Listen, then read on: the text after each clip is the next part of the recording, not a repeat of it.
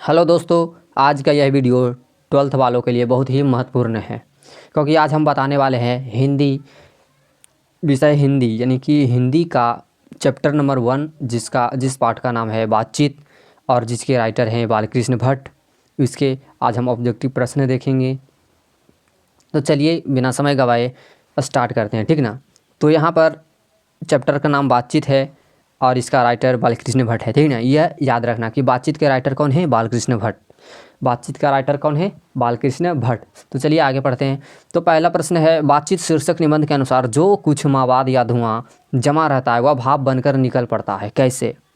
यानी कि इसका 4 ऑप्शन दिया गया है, बहस करके, दूसरा है झगड़ा करके, तीसरा है बातचीत के जरिए और चौथा है हंसने से। तो यहाँ हम पाठ क्या पढ़ रहे हैं, बातचीत। तो इसका भी राइट ऑप्शन होगा ऑप्शन नंबर सी, बातचीत के जरिए, ठीक ना। जो भी कुछ मवाद या धुआं रहता है वो भाप बनकर निकल पड़ता है बातचीत के जरिए, ठीक ना। तो अगला प्रश्न नंबर 2 में देखते हैं, जैसा काम वैसा परिणाम किस लेखक द्वारा रचित प्रहसन है। जैसा काम वैसा परिणाम किस लेखक द्वारा है।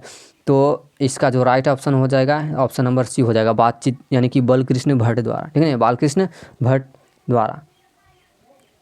तीसरा प्रश्न है, बालकृष्ण भट्ट के पिता का नाम क्या था। बालकृष्ण भट्ट के पिता का नाम बेनी प्रसाद भट्ट था, ऑप्शन नंबर बी, ठीक ना। ऑप्शन नंबर क्या हो जाएगा, बी। चौथा है, दमयंती स्वयंवर किस लेखक की रचना है। दमयंती स्वयंवर है बालकृष्ण भट्ट की रचना है, ठीक ना, बालकृष्ण भट्ट की रचना। तो इसका राइट ऑप्शन होगा ऑप्शन नंबर सी, 4 का, ठीक ना। अगला देखते हैं, पाँचवा नंबर क्या है, बालकृष्ण भट्ट की रचना क्या है। बालकृष्ण भट्ट की रचना क्या है, मतलब एकांकी है कि कहानी है कि यात्रा संस्मरण है कि ललित निबंध है। तो बालकृष्ण भट्ट की जो रचना बातचीत है वो ललित निबंध है, ठीक है ना। ऑप्शन नंबर डी इसका सही आंसर हो जाएगा।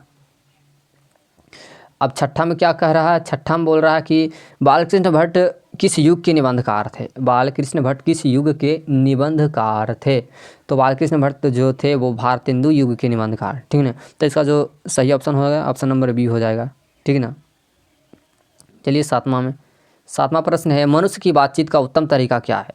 मनुष्य की बातचीत का उत्तम तरीका है ऑप्शन नंबर डी, अवाक होकर अपने से बातचीत करना, ठीक है ना। अवाक होकर अपने से बातचीत करना मनुष्य की बातचीत का उत्तम तरीका है। 8वां नंबर है, संवाद में सबसे महत्वपूर्ण क्या है। संवाद में सबसे महत्वपूर्ण क्या है। तो संवाद में सबसे महत्वपूर्ण जो है आत्मीयता है, ठीक है ना। 8 के क्या आ जाएगा, सी। चलिए प्रश्न 9 में देखते हैं, बालकृष्ण भट्ट का जन्म हुआ था, यानी कि बालकृष्ण भट्ट का जो जन्म हुआ था कब हुआ था। तो बालकृष्ण भट्ट का जन्म 23 जून 1844 ईस्वी को हुआ था। ऑप्शन नंबर 20 का सही आंसर हो जाएगा। 10वां प्रश्न है, संयोगिता स्वयंवर रचना है। संयोगिता स्वयंवर रचना है किसकी रचना है, बालकृष्ण भट्ट की, प्रताप नारायण मिश्र की श्रीनिवास दास की मैथिली शरण गुप्त की। तो संयोगिता स्वयंवर जो रचना है बालकृष्ण भट्ट की। इस पाठ में हम बालकृष्ण भट्ट के बारे में पढ़ रहे हैं तो इसका रचनाकार भी बालकृष्ण भट्ट ही होगा, ठीक है ना। 11वां प्रश्न है, बातचीत शीर्षक निबंध के अनुसार रस का समुद्र किनकी बातचीत में उबड़ा चला जाता है। किनकी बातचीत में, हम 2 सहेलियों के बातचीत में, 2 पुरुषों की बातचीत में, 2 बच्चों की बातचीत में या 2 मूर्खों की बातचीत में। तो इसका जो सही आंसर हो जाएगा ऑप्शन नंबर ए, 2 सहेलियों की बातचीत में, ठीक है ना। पाठ पढ़िएगा समझ में आ जाएगा, पाठ से ही लिया गया है। 12वां प्रश्न है, वाद विवाद संवाद क्या है।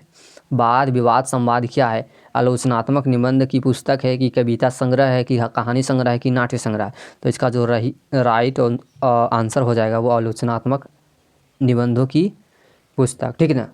ऑप्शन नंबर ए हो जाएगा। ये सब पूछा हुआ प्रश्न है जो कि आप देख रहे हैं, ठीक ना। तो 13वां प्रश्न है, बालकृष्ण भट्ट ने कौन सा मासिक पत्र निकाला था। तो इसका जो सही आंसर हो जाएगा option number C, Hindi Pradeep, ठीक है ना, हिंदी प्रदीप नामक।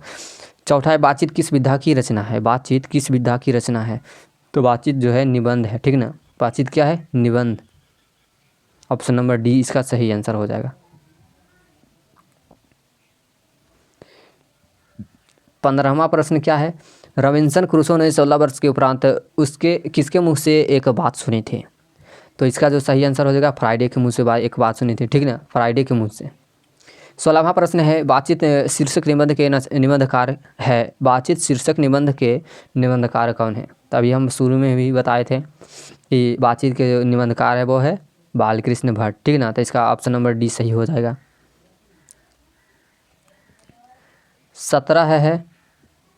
17वां है बातचीत के माध्यम से बालकृष्ण भट्ट क्या बतलाना चाहते हैं? बातचीत के माध्यम से बालकृष्ण भट्ट क्या बतलाना चाहते हैं? तो बातचीत पढ़ रहे हैं तो बातचीत की शैली होगी, ठीक है ना। तो इसका 17 का ऑप्शन नंबर ए सही हो जाएगा, बातचीत की शैली। 18 में है भट्ट जी को किसने अंग्रेजी साहित्य के एडिशन और स्टील की श्रेणी में रखा था?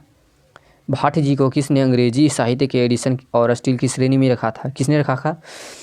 तो ये हो जाएगा रामचंद्र शुक्ल। 18 को ऑप्शन नंबर सी हो जाएगा, ठीक ना। 18 का right answer option number C हो जाएगा, रामचंद्र शुक्ल। 19 का बालकृष्ण भट्ट का निवास स्थान कौन सा है? बालकृष्ण भट्ट का यानी निवास स्थान कौन सा है, यानी जन्म कहाँ हुआ था, ठीक ना। तो 19 का जो ऑप्शन नंबर हो जाएगा बी सही हो जाएगा, इलाहाबाद उत्तर प्रदेश, ठीक ना। 20 नंबर में देखते हैं। 20 नंबर है बालकृष्ण भट्ट ने किस पत्रिका का संपादन किया था? बालकृष्ण भट्ट ने किस पत्रिका का संपादन किया था? तो इसका ऑप्शन नंबर सी हो जाएगा, हिंदी प्रदीप, ठीक ना, हिंदी प्रदीप। 21 नंबर है बालकृष्ण भट्ट ने हिंदी प्रदीप नामक मासिका पत्र कब निकाला था?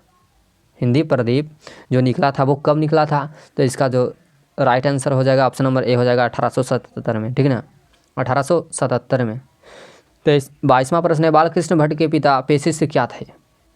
पेशे से क्या थे, यानी बालकृष्ण भट्ट जो थे क्या थे? चिकित्सक थे कि व्यापारी थे कि शिक्षक थे कि समाज सेवी थे? तो वो बालकृष्ण भट्ट के पिता जो थे वो एक व्यापारी थे, ठीक ना, क्या थे? एक व्यापारी। 23वां प्रश्न है कौन सा उपन्यास बालकृष्ण भट्ट द्वारा रचित है? कौन सा उपन्यास? महिला आंचल है, गोदान है कि 100 अजान एक सुजान है कि अंतराल है? तो इसका जो 23 का जो सही आंसर होगा 100 अजान एक सुजान, यानी कि ऑप्शन नंबर सी हो जाएगा, ठीक ना। 24वां प्रश्न क्या कह रहा है? 24वां प्रश्न पढ़िए क्या कह रहा है, ठीक ना। 24वां प्रश्न है नाटक के प्रारंभ में होने वाले मंगल पाठ को क्या कहा जाता है? नाटक के प्रारंभ में होने वाले मंगल पाठ को क्या कहा जाता है? तो इसका राइट ऑप्शन होगा ऑप्शन नंबर बी, ठीक ना, नांदी पाठ। 25वां क्या है? 25वां है रॉबिन्सन क्रूसो को कब तक मनुष्य का मुख देखने को नहीं मिला था? तो 16 वर्षों तक, ठीक ना, ऑप्शन नंबर सी सही हो जाएगा। 26 प्रश्न में है बोलने से ही मनुष्य के रूप का साक्षात्कार होता है, यह किसने कहा था? बोलने से ही मनुष्य का साक्षात्कार होता है। तो इसका ट्रिक है बोलने से बेन जॉनसन और असल बातचीत एडिसन, ठीक ना। तो बोलने से जो बेन जॉनसन बोला था कि बोलने से ही मनुष्य के रूप का साक्षात्कार होता है, ठीक ना। 27वां प्रश्न है असल बातचीत सिर्फ 2 व्यक्तियों में ही हो सकती है, यह किसका मत है? अभी हम बताए असल बातचीत एडिसन होगा और बोलने से ही बेन जॉनसन होगा, ठीक ना। तो इसका जो राइट आंसर होगा ऑप्शन नंबर ए होगा, असल बातचीत सिर्फ 2 व्यक्तियों में हो सकती है, वो एडिसन ने बताया था, ठीक ना। अब चलते हैं 28वां प्रश्न में। 28वां प्रश्न है एडिसन के अनुसार असल बातचीत कितने लोगों के बीच होती है? 2 लोगों के बीच, ठीक ना। एडिसन के अनुसार असल बातचीत कितने लोगों के बीच होती है? 2 लोगों के बीच। बातचीत